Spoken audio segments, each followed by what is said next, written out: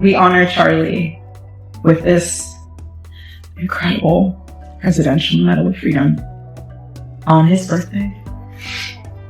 I see here with tears and just humbled heart and spirit, because his story reminds us all that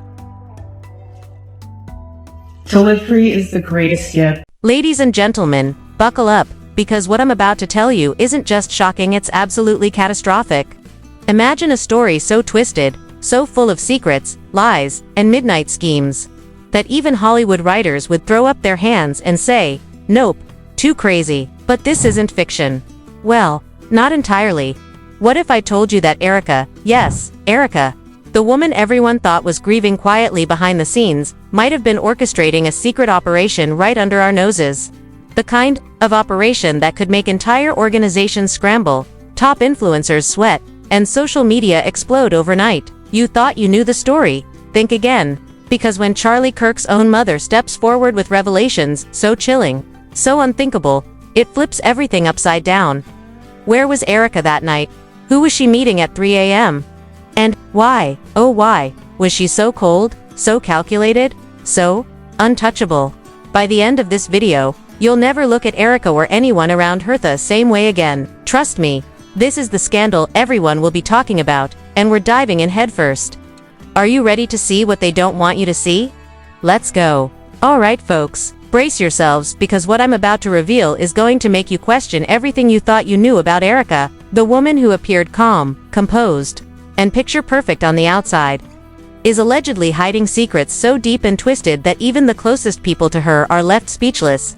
Insiders say that while everyone was busy seeing her grieve publicly, Erika was operating in silence, making moves behind closed doors that nobody could predict. Sources close to the family claim she had a second phone she guarded obsessively, disappearing for hours during crucial moments, and reappearing as if nothing had happened, while the atmosphere around her shifted in ways no one could ignore. Charlie's mother noticed it first, subtle changes in her son's demeanor that were impossible to dismiss. Smiles that didn't reach his eyes, moments of withdrawal, tension in the way he held himself, all signs that something was deeply wrong. He confided in a few trusted friends, saying things like he didn't know who to trust anymore, words that sounded dramatic at the time but now seem like a direct warning. Erika's history only adds fuel to the fire. Remember that mysterious retreat that cost millions without clear accountability, or the sudden disappearances from charity events that left organizers scrambling and rumors swirling?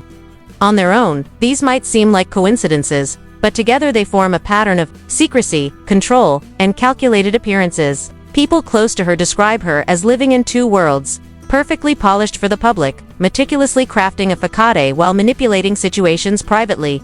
Staffers and volunteers reported that she would decide who could speak and who couldn't, block people from sharing memories or prayers, and redirect events to fit her own narrative. Some even whispered that she smiled at the right moments, the kind of tiny, chilling smile that makes you realize someone is in complete control, enjoying the power they wield behind the scenes.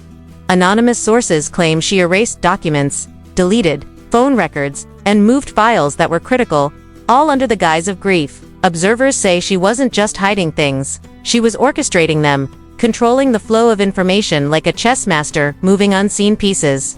Financial irregularities were whispered about in hushed tones, while her late-night meetings, her sudden disappearances, and the strange calmness she displayed when confronted only intensified suspicion. One volunteer recalled her leaving an event, slipping quietly into a black SUV. Not hurried, not panicked, just deliberate, as if every action was pre-planned.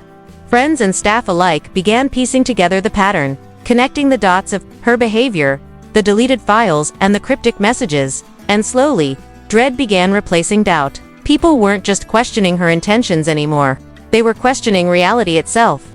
Every carefully staged social media post, every polite smile, every measured word at public gatherings suddenly felt like part of a larger strategy. And through it all, Charlie noticed, warned friends, and tried to protect those around him. He spoke quietly of someone close working with people he didn't trust, someone who was preparing for something dangerous. At the time, it sounded paranoid. Now, looking back, it reads like a warning screaming in hindsight. By the end of this, one thing becomes clear. Erika wasn't just acting suspicious. She was controlling, calculating, and operating in ways that nobody saw coming. The tension, only escalated as more whispers and observations came to light, and suddenly the picture of Erika that had seemed impossible to comprehend became terrifyingly clear. Staff members and family friends started comparing notes, and the inconsistencies in her behavior became impossible to ignore. Late-night disappearances, locked doors, and unexplained phone calls painted a picture of someone living a double life, and sources claimed she was meeting people no one could identify. People with influence, power, and possibly dangerous motives. Charlie's closest friends reported that he grew increasingly uneasy in the weeks leading up to his death, expressing fear and warning them to pay attention to Erika's strange behavior. One volunteer shared that she watched Erika leave in a black SUV at 3 in the morning, returning hours later with a calmness that made her presence feel chilling, as if nothing mattered to her except the plan she was executing. Insiders say Erika had access to sensitive documents and messages that belonged to Charlie and deleted or moved them in ways that no one could track at first, creating a chain of uncertainty and panic for those trying to understand what was happening. The atmosphere around the family and staff became electric, with fear mixing with disbelief as private moments of Erika's cold demeanor were described over and over again. She would smile at the wrong moment, answer questions vaguely, and when confronted, turn the conversation back on the questioners, asserting control and leaving everyone questioning their own instincts. Financial irregularities surfaced as well, with rumors of unauthorized access to accounts, missing files, and suspicious transfers that no one could explain, and the pattern of her late-night activity only added to the fear that she was orchestrating something larger than anyone had imagined. Conversations overheard in the house, whispered in hallways, indicated she was speaking to unknown people with urgency and precision, taking direction, and carefully managing every piece of information that came through. Even the volunteers, who had worked closely with her, began to report feeling manipulated and intimidated, unsure if they were witnessing grief or something far more calculated. The climax of this series of events reportedly came when a time-stamped photo surfaced showing Erika meeting with a mysterious contractor the night before Charlie's death. Composed and fully aware of what she was doing. The revelation sent shockwaves through the family and staff as questions raced through every mind. What did she know? Who was she working with? And why was she controlling access to everything Charlie had left behind? Every account, every video, every observation seemed to connect, creating a web that suggested not only secrecy but active orchestration of events that endangered everyone involved. Fear turned into panic when anonymous sources began reporting that Erika had delivered critical files to someone unknown, someone who now became the center of suspicion. The sense of dread grew as people realized that Charlie had noticed all of this, had warned friends, and had left cryptic messages trying to prepare them for what was coming. Erika's calm/controlled exterior clashed violently with the chaos she left behind, turning her image from grieving spouse to a master of manipulation and secrecy. Every observer, every insider, every volunteer agreed on one point: she was not a victim, she was a force operating with purpose. And the depth of her involvement was far greater than anyone had dared to imagine. What had seemed like minor inconsistencies and suspicious behavior months ago now became pieces of a puzzle that no one could ignore. A puzzle that revealed a woman who was quietly controlling, calculating, and fully aware of the storm she had unleashed around her. Now, I need you to stop for a second and think about everything you've just heard. Are we looking at a simple case of secrecy gone wrong?